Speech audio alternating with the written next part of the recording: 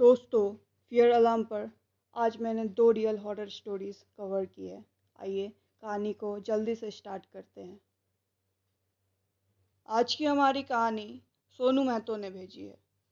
वो दिल्ली के रहने वाले हैं और जो कहानी उन्होंने आज हमसे शेयर की है वो आज से लगभग 30-35 साल पुरानी है।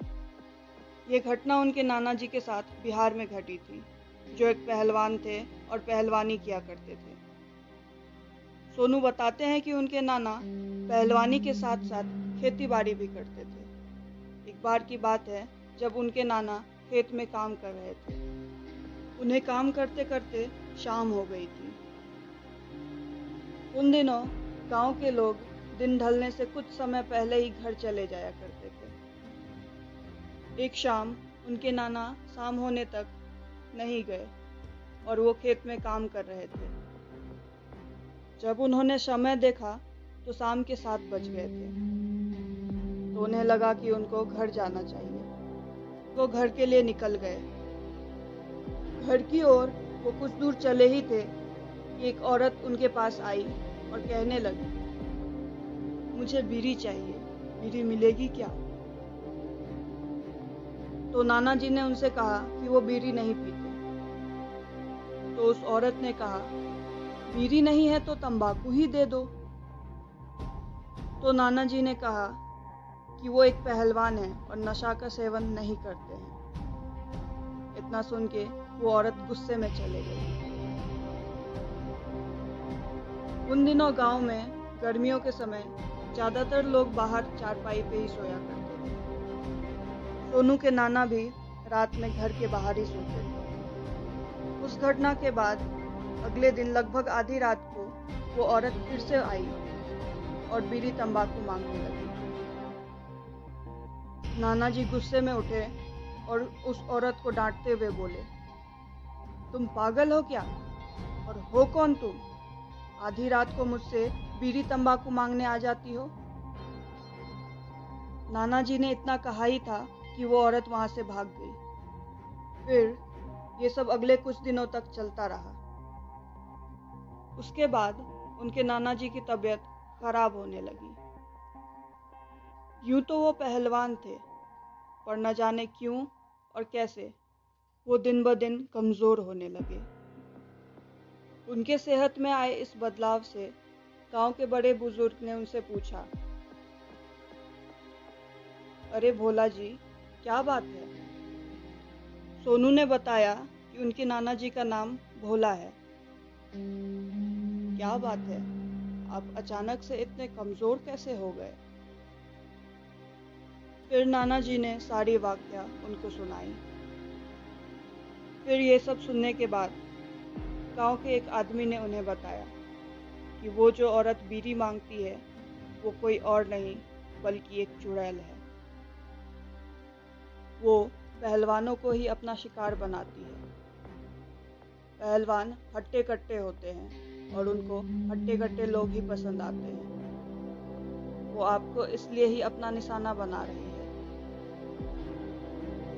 उन दिनों गांव के लोगों को इन सब चीज़ों से कुछ ज़्यादा डर नहीं लगता था। इन सब बातों को सुनने के बाद नाना जी जरा सा भी नहीं घबराए। उन सब के बीच बात चल रही थी कि आगे क्या किया जाए। बाद में उन लोगों ने गांव के तांत्रिक को बुलवाया।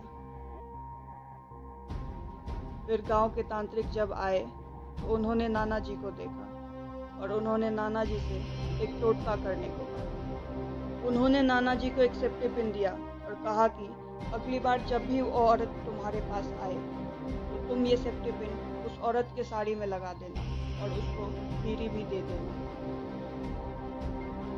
ये सब बोलने के बाद तांत्रिक वहां से चले गए। अगली रात वो औरत फिर से आई और बीड़ी मांगने लगी।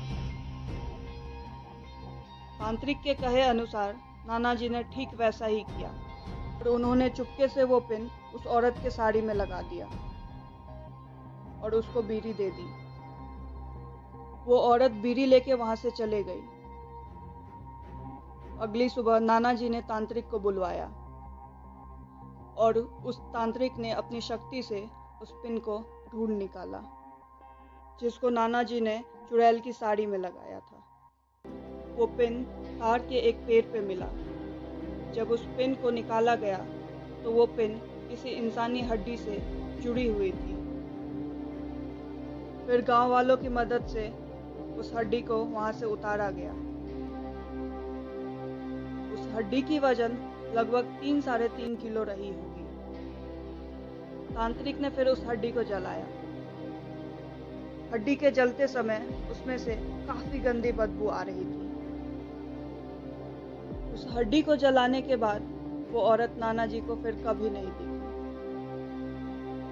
और सब कुछ फिर से पहले की तरह ठीक हो गया। दोस्तों, उम्मीद है आपको ये स्टोरी काफ़ी पसंद आई होगी। फियर अलार्म से स्टोरी शेयर करने के लिए आपका बहुत बहुत धन्यवाद सोनू। आज की दूसरी कहानी मुझे मेरे पड़ोसी ने बचपन में सुनाई थी। मैंने सोचा क्यों ना आपसे शेयर करूं। एक लड़का था, रवि। वो बोकारो में रहता था। उन दिनों थिएटर्स में मूवीज काफ़ी पसंदीदा हुआ करती थी। रवि ने अपने दोस्त से हॉल में लगे नई फिल्म को देखने की बात की, पर घर पर कुछ काम होने की वजह से उसका दोस्त मूवी देखने के लिए नहीं माना।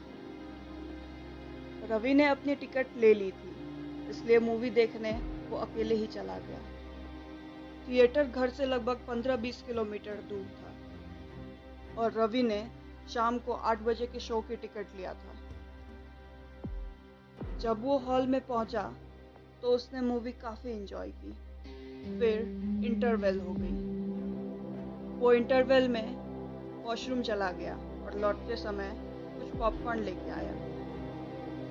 जब वो हॉल में वापस आया तो मूवी स्टार्ट हो चुकी थी। तो अंधेरा होने के कारण वो जल्दबाजी में अपने सीट पर बैठ गया। जैसे ही वो बैठा उसे कुछ चुभा। वो फटाफट उठा और देखने लगा कि सीट पर क्या है। जैसे उसके हाथ उस चीज पर गई वो हैरान रह गया। वो एक असली हीरा था जो कि फिल्म के पर्दे की रोशनी से चमक उठा।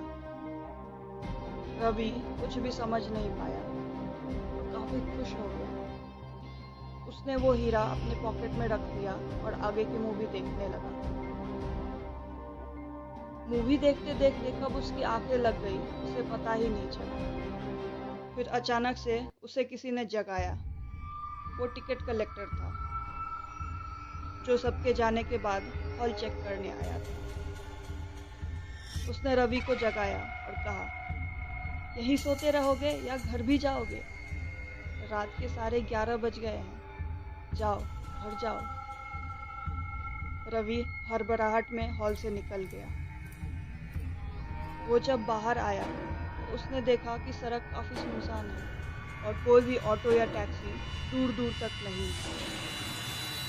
काफी देर रुकने के बाद उसने एक ऑटो को आते देखा। रवि ने ऑटो को रुकने का इशारा किया, पर वो ऑटो चला गया।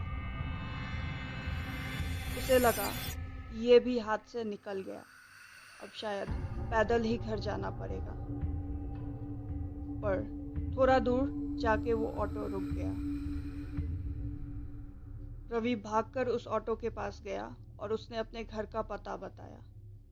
ऑटो ड्राइवर रुका रहा तो रवि उसमें बैठ गया। फिर ऑटो चलने लगा। लगभग आधे रास्ते में रवि को याद आया कि उसे तो एक हीरा मिला है। हीरे को देखने के लिए उसने अपने पॉकेट में हाथ डाला। फिर पॉकेट में हाथ डालते हुए उसे थोड़ा अजीब लगा। उसने जब अपने हाथ बाहर निकाले तो वो घबराकर चीख उठा। वो हीरा जो उसने अपने पॉकेट में रखा था वो अब एक कटी हुई उंगली थी। वो काफी घबरा गया और उसने ऑटो रोकने को कहा, मगर ऑटो नहीं रुका। वो बार बार ऑटो ड्राइवर को बोले जा रहा था कि ऑटो रोक दो, मगर ऐसा लग रहा था कि कि उसके कानों में तो जू ही नहीं रेंग रहे थे। रवि काफ़ी घबराया हुआ था। ड्राइवर की हरकत से वो काफ़ी गुस्सा हो गया। वो जैसे ही ड्राइवर की ओर बढ़ा तो उसकी नज़र रियर व्यू मिरर पे गई। उसने देखा कि ड्राइवर के चेहरे से काफ़ी खून बह रहा है और वो ड्राइवर उसकी ओर घूर रहा है।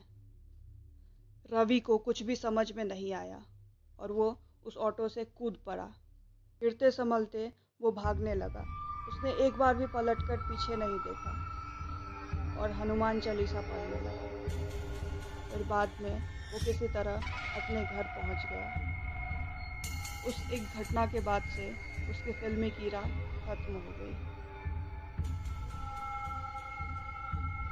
दोस्तों, उम्मीद है आपने आज की दोनों स्टोरी काफ़ी पसंद की होगी। इसी तरह से फियर अलार्म को अपना प्यार देते रहिए। कुछ दिनों में आने वाली स्टोरीज काफ़ी लंबी और मज़ेदार होने वाली है। प्लीज़ फियर अलार्म की स्टोरीज़ को ज़्यादा से ज़्यादा शेयर करिए। अगर आप भी हमसे अपनी कोई भी हॉरर स्टोरी शेयर करना चाहते हैं तो इंस्टाग्राम पर फियर अलार्म स्टोरी लाइन्स ज़रूर फॉलो करें ताकि आपकी आप बीती हम लोगों तक पहुंचा सकें।